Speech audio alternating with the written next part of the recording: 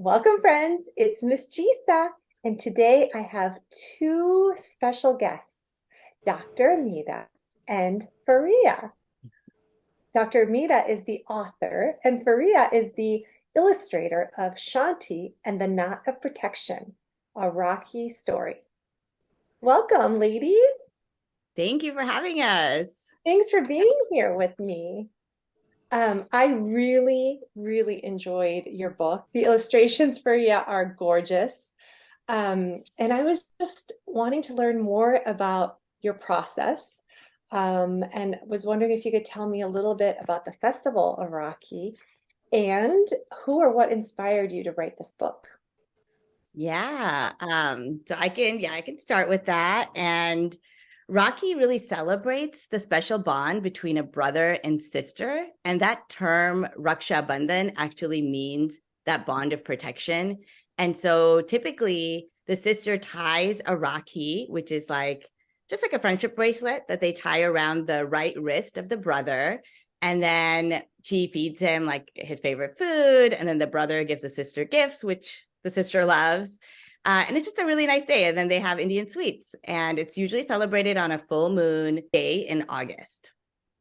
And just to talk a little bit more about like who or what inspired me. So growing up, I definitely celebrated something similar to Rakhi. I celebrated Rakhi, but I also celebrated Pai Phota, which is a Bengali version of Rakhi that happens during the Diwali time. And the sister puts a little tika on the brother's forehead. And it also symbolizes special bond and celebrating protection and feeling safe and secure with your siblings. And so I celebrated Pai Phota as a Bengali, and then I also celebrated Rakhi in August. And I do have a special bond with my brother. Like we go to each other for everything, and more so than our own parents, like especially when we're in an emergency situation or in times of need. And I was hoping that, I could kind of continue that tradition on for future generations. And with my own kids, I definitely make sure they celebrate Rakhi because I think that ritual and symbolic gesture of tying this knot, it's just a great visual reminder that they're tied together and they need to be supporting each other and helping each other. And so that was sort of the motivation with, and then we have our niece who's an only child. So I wanted Rocky to be more inclusive to children who are not just brother and sister, but like two sisters celebrating Rocky and supporting one another, or two brothers, or even children who maybe don't identify with like a binary gender. So being able to support one another. So I thought that was something that was needed. Like I did see a book that kind of celebrated how we're doing it in modern times. Yes. And when I started researching about like the history of Rocky, I thought it was awesome. One of the stories is about a queen who needs protection from a king.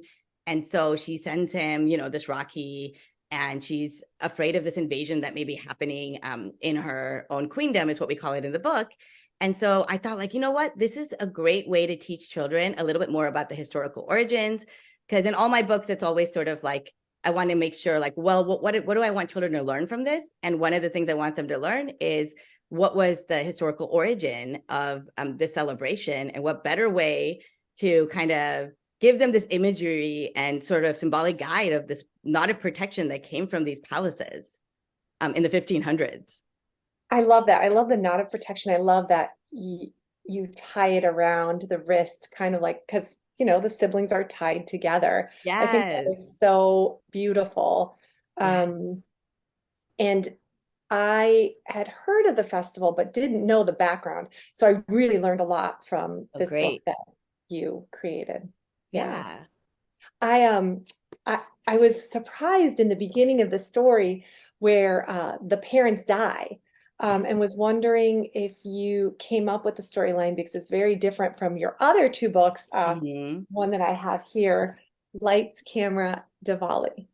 Yes, no, definitely. So my other two books, Diwali and Holi, were really written for a younger age group, the preschool years up to like third grade. And so with this one, I definitely did something different, and it was for the older age groups, like elementary school years, like maybe up to like fifth or sixth. And but I also know that younger children can relate to it. Like with stories like Frozen, we do see that the Right. parents do pass away during a tragedy like a shipwreck, just like in my story. Mhm. And I really wanted to build that character strength that Shanti shows. like after experiencing a tragedy like this, like, well, what does she do next? And she does reach out to her community, and she does think about the values that her parents have left her with. And so I wanted really like this book to open up conversations for children about like, well, what values are my parents teaching me, and how will I use that in my life moving forward? Right. Yeah. Yeah. Yeah. I think that's great. Yeah. While reading the story, I also wondered why the parents took a trip to Sri Lanka. Yeah, absolutely. I think just growing up, I didn't have that great of an understanding of India myself, like geographically. So I wanted this again to be another teachable moment where we can really teach children about. And the illustrations are so amazing that Faariha made, because like she has Delhi, the capital there. She has the original terms that were used for like Rajasthan and Maharashtra. Faria, what was it for Rajasthan? It was Rajputana. Yeah, the Rajput and basically the Rajput Empire. The rulers of Rajasthan were called Rajputs, so that's where the empire was. And the rulers of Maharashtra were called the Marathas. That's where the names of the states came from. So yeah, those are the original names. And then also, like, I think the older name for Sri Lanka was Lanka. So that's where the parents take their Yeah. tragically died. Yeah. And then you have like Hyderabad, Mysore, we have the Indian Ocean, the Arabian Sea, and there's a compass, like, and that's just the first page. That's like the map. We show them where those kingdoms are, like Raja's kingdom, Shanti's kingdom, Asura as well, the invader. And so they kind of have a good understanding of like, okay, like this is where we are geographically. This is what's happening. Yes. And then Sri Lanka is there as well, where the parents are making this trip. And we don't know why they're going there. We just left that open-ended. So for children to think about, well, why do parents take these trips? Because sometimes parents don't tell their children. They're like, we're in an important meeting. But like, what is that important meeting? What do they do behind the scenes there? So I think that would be interesting for parents to say, well, what do you think they're doing? What do you think we do when we go to work? That's right. That's right. Yeah. It's fun to hear. It's fun to hear their answers that. And I really do like the way you tied in the geography piece and just to show kids like, okay, this is where it takes place, and also to learn the geography of the area. Yeah. Can you tell me more about the 4 values that are mentioned in the book and how you picked those particular values to emphasize? Absolutely. So I just think in today's day and age, there's been so much where children are in school for long periods of time. They're on social media as well, especially post-pandemic. So I really wanted to include like 4 values. And these 4 values have actually come from a lifespan class that I teach. And I've wanted to make it kid-friendly for the children. But it is what's so important about like how to live a balanced life. So we are looking at the cognitive domain, we're looking at the physical domain, the social domain, and the emotional domain. And we kind of took it for the values that the parents teach their children. So we started off with like strength and that physical domain. Like, you've got to take care of yourself physically in order to feel good, in order to do what you need to do in life, and even be curious. So the second one was the cognitive domain. We talk about how Shanti is super curious about the world. And then we talk about the social domain, how she then reaches out to people in her community, when she needs support, as well as then the emotional domain, this feeling of security, that you feel safe and secure in your life. And I thought like having Shanti experience all these 4 domains is just a great way to have children really, or have parents really talk to their children about like, are we balancing the domains in our own lives? And that they're interrelated. So what we're seeing is that when you don't feel good, like your mood is off emotionally, then how are you then going to be curious about the world? How are you going to be motivated to like be social with other people, or even like exercise, get good sleep? Like they all connect to one another, being that parents kind of take it to the next level and talk to their kids about these things. Yeah, I agree. And that's always such a struggle, right? In our society, is just like leading a balanced life. So I like that you added those values into the story. I hope that, there's a lot of like just like teachable moments throughout the story. Yeah. Well, because you're a teacher, so.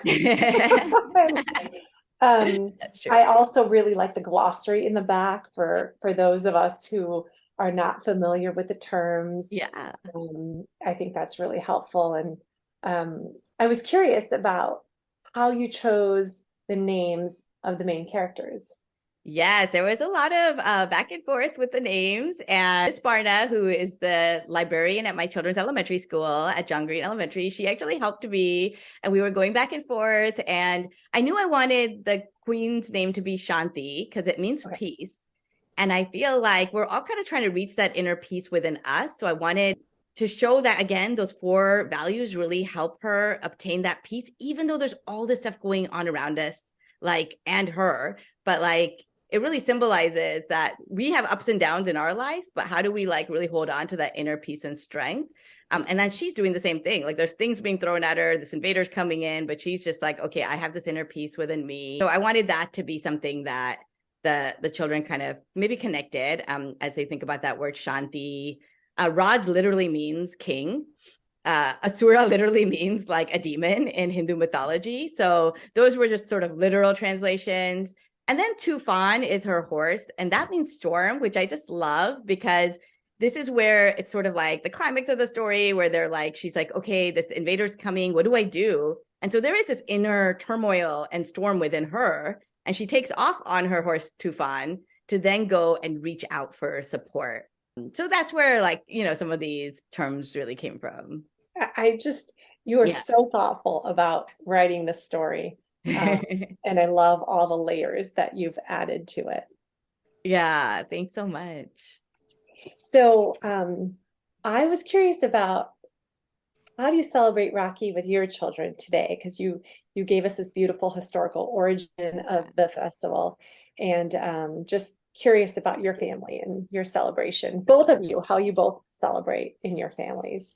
Yeah. So for me, like, I think it's kind of morphed. It was small where it was just between my children, but then this is why I wanted to write this book, to show how it's changing and how culture is really fluid, and that we started to include, again, children that my daughter was really, really close to, but they didn't have siblings. There was an only child or two brothers. And so it became like this big like Rakhi party now that it is today, and everyone looks forward to it. Like we order all the kids like their favorite food, whether it's chole bhatura, it's like paneer makhani. We get lots of naan and all their favorite sweets. And it doesn't have to be Indian sweets. Like they also have hybrid sweets now. Like they have like a chocolate burfi or chocolate laddu, you know, or whatever it is. One year we got like a key lime pie because that was a favorite. You know, they weren't into chocolate, they were into key lime pie. So we're like, okay, we're gonna get it all. They bring these amazing homemade cards, like for my daughter. They think about like the special like gifts that she would like. And so they really, I mean, they spoil my daughter. But again, I want to take this to the next level where like brothers are also celebrating with brothers. And that's where I kind of hope my book will kind of help validate those experiences, like lived experiences of people that are doing that. Like I know my daughter will like mail out Rakhis when you don't have family close to you. A lot of people are mailing out Rakhis as well. Oh, great. So yeah, so it's just like a big party, and it's with our extended family and friends, because we know like families are geographically dispersed today. So Absolutely. It is important to have that power of your social network that you've created. And the power of your neighborhood, because families are more resilient when they're connected to other families. And the research is all showing this. So I'm hoping that, you know, we just take a day to like celebrate these amazing, special relationships in our lives. Yeah. And be inclusive of everyone that's around you. I love that. Yeah. Faariha, how do you celebrate in your house? So actually, I grew up in a place where Rakhi wasn't really part of the whole cultural thing, but my mom is from a place where Rakhi celebrated. So she used to keep the tradition going.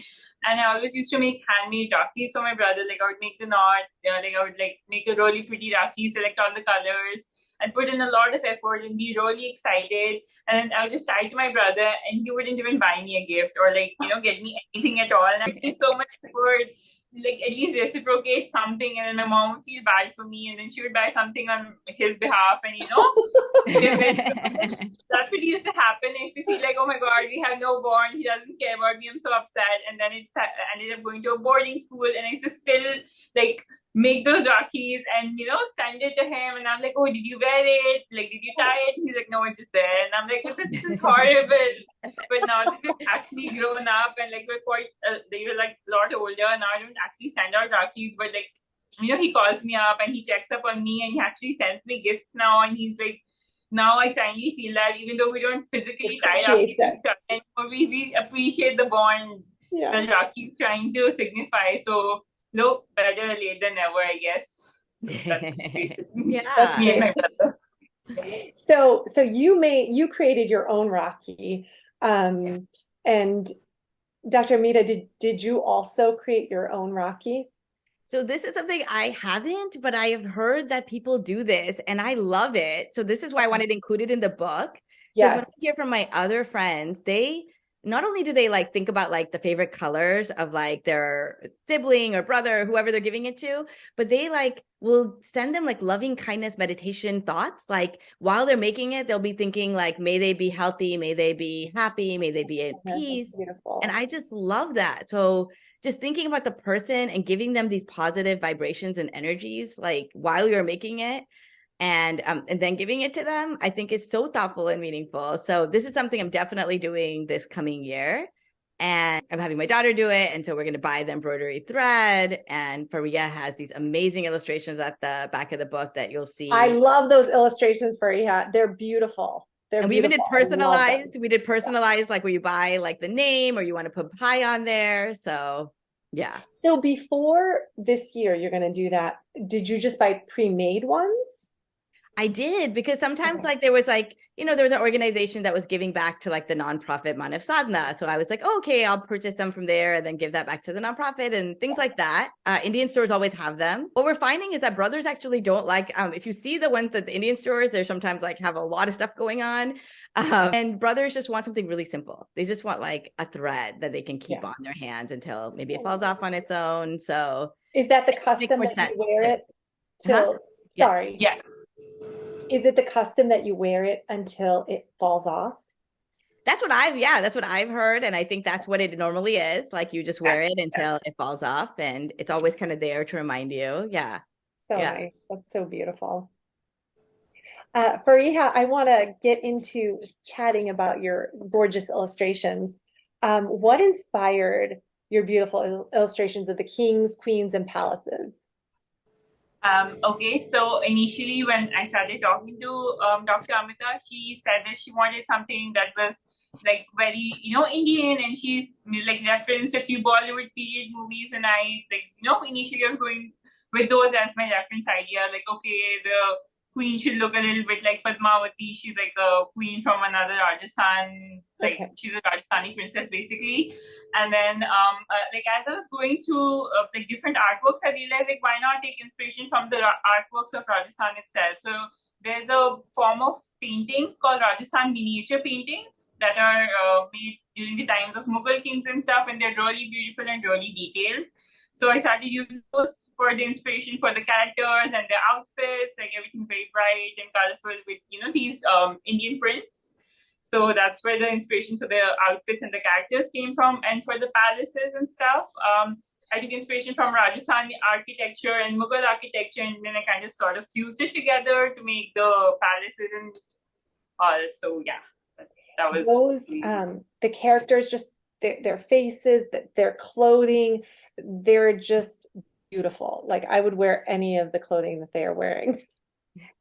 How did the characters change as you started to create them? For Queen Princess Shanti, like initially we went with Deepika Padukone as our inspiration, who was portraying Queen Padmavati in the movie, and she looked quite a bit older. Like she was a married woman in her 20s maybe, but like Shanti's a teenager, so we wanted her to look young, wanted her to be more carefree, not have all those jewelries and sindoor and all those things. So I got rid of that, and then me and Dr. Amita, we talked a little more, and then she said she wanted the character to be a little dark skinned, because usually we always portray, in India especially, like women to be very fair skinned and all, and that just was like a negative bias towards dark skinned people. So we decided to make Shanti a little darker. I think with Prince Raj, we were mostly happy with how he looked from the very beginning. So he didn't go through like major changes except for like an outfit change, and we made him more masculine, I guess, like more muscular. That was the only. And he looked very like boyish initially. I thought he was very cute, but he wasn't giving, King Raj vibes. giving dark vibes actually. And then for Asura, he went through a lot of changes. Initially, he looked kind of like a Afghanistan invader or something, but that wasn't really going with his name. So we took inspiration from Ramayana, like Ravan, the villain in the Ramayana. So we kind of fused those two characters together, and then we came up with the villain Asura. So that's Yeah. That's great. I like the decision of making Shanti darker to represent, because I know that there is all the situation of colorism, not only in India, but all around the world, right? So it's nice for girls to be able to see darker skin portrayed in the main character. Yeah. I also love the palace. Can you talk a little bit more about your inspiration behind creating the palace? So basically, the palace was supposed to have 4 pillars. So I was kind of looking at palace designs that had like pillars and stuff around them, and then the first thing that came to my mind was Taj Mahal. So if you know Taj Mahal, it's like a very famous monument in India and has these 4 pillars which are on 4 ends. And I was like, oh, I want the palace to somewhat have those pillars, but I didn't want the architecture, like the structure of the palace, to look like Taj Mahal, because Taj Mahal is Mughal architecture and we were Rajasthan architecture. And there's a palace in Jaipur called Hawa Mahal, which is really famous. And I love the color palette of that palace and the motifs of the palace, the jali work, which is basically the work on the windows. It's like lattice work, basically. That's what jali work is called. So all of those things I wanted to kind of, put together into my palace. I also took inspiration from some Jain temples, like ancient Jain temples. They have like amazing architecture, and they have like these small statues and stuff also. I kind of wanted to include that, but I didn't want to overstuff the palace with too many details. As it is, I felt like it was really detailed, and I didn't want to sort of go too overboard. So yeah, those were my I in fact made a whole mood board and then showed it to Dr. Amita, and I was like, oh, this is what I came with this. And she was all like, wow, I love it. I was like, okay, when I finish it, I'll show it to you. I spent so much time on the palace, way too much time making it. So yeah. It's fun for me to hear. Like I love hearing your process, and that you made a mood board, to inspire you and guide you. I also heard you say you chose to do 4 pillars. Is that representative of the 4 values that of the story? Okay. Yeah. Great. Love it. Yeah. Your library page is also very interesting. How did you come up with the background and the items that are showcased on the bookshelf, like the Russian doll and the telescope and the globe?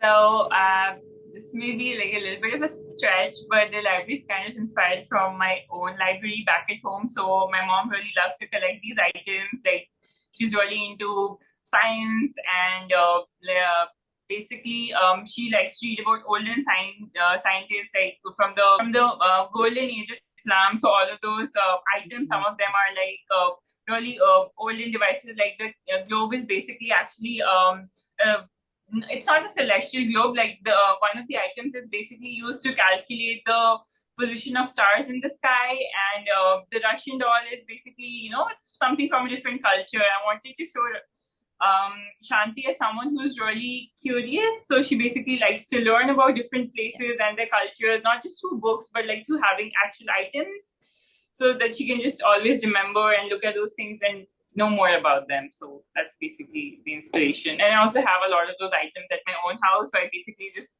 use a picture of my own library, and that was so great. That's so great. Where did you get your inspiration for the battle scene? So there's a painting, like an actual huge painting in this museum in Delhi called the National Museum.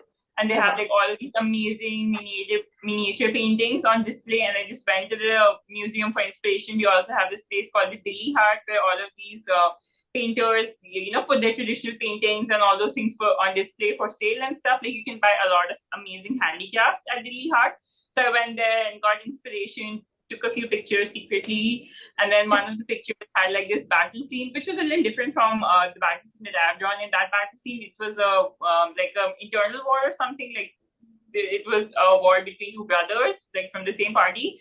So using that as an idea, I was like, okay, one side will be Raj's army and the other will have Asura's army. So that's why there's a huge color difference. Like Asura is all black and red and Raj is all colorful with his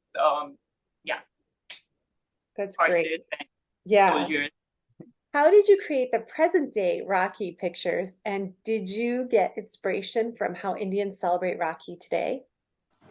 So for the present day, I got inspiration from the people around me, and also Dr. Amita sent me a lot of photos of her friends and family. She specifically sent photos of her niece Saraya and some of her children's cousins as well. And there was a really sweet, cute little boy in one of the photos, and I used him as the boy in the illustration, and I used Saraya as the girl.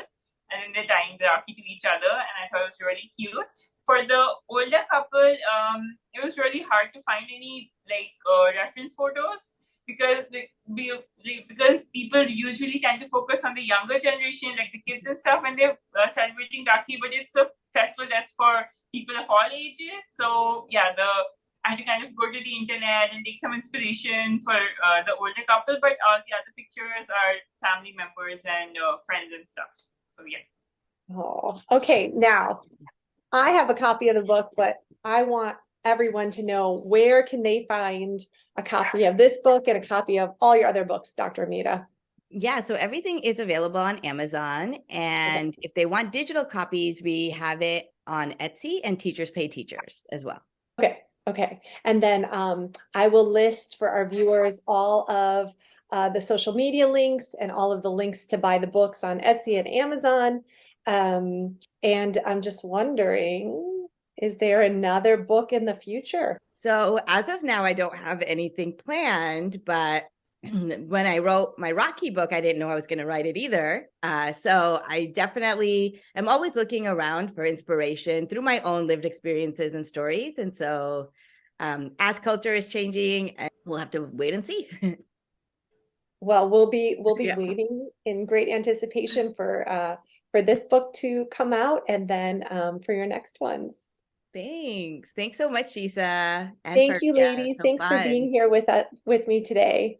Yeah. We'll see you again soon. Okay, thanks. All right. Thank you. Bye, everyone. Bye.